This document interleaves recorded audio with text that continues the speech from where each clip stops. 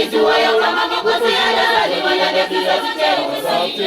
Leo hii agano yatimia kwa sisi weusi, tukafurahi yayo Bwana kazaliwa, kazaliwa Noeli. Leo hii agano yatimia kwa sisi weusi, tukafurahi yayo Bwana kazaliwa. Upendo wa Mungu kweli twaona, twafurahi nani alijua ya kwamba Mwokozi atazaliwa ndani ya kizazi cheusi. Leo hii agano yatimia kwa sisi weusi, tukafurahi yayo Bwana kazaliwa, kazaliwa Noeli. Leo hii agano yatimia kwa sisi weusi, tukafurahi yayo Bwana kazaliwa. Noeli, shangwe, Noeli, shangwe, Noeli, shangwe, Noeli.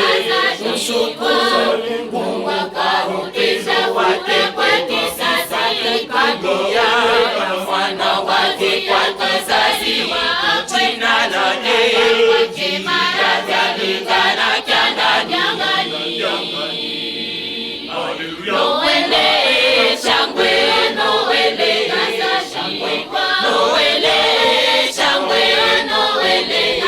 Kumshukuru Mungu kwa upendo wake kwetu sasa, tutumia mwana wake kwa kizazi, jina lake litalingana kiangani. Noeli, shangwe, Noeli, shangwe, Noeli, shangwe, Noeli.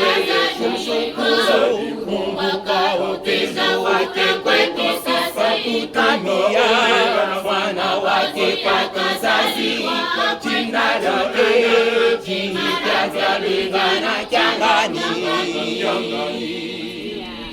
Latimia agano, latimia, latimia agano, latimia, latimia agano, latimia, latimia agano, latimia.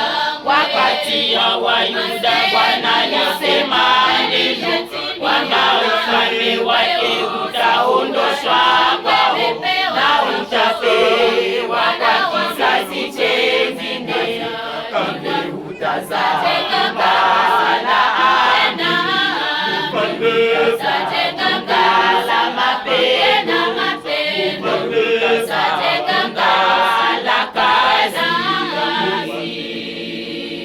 Latimia agano, latimia, latimia agano, latimia, latimia agano, latimia, latimia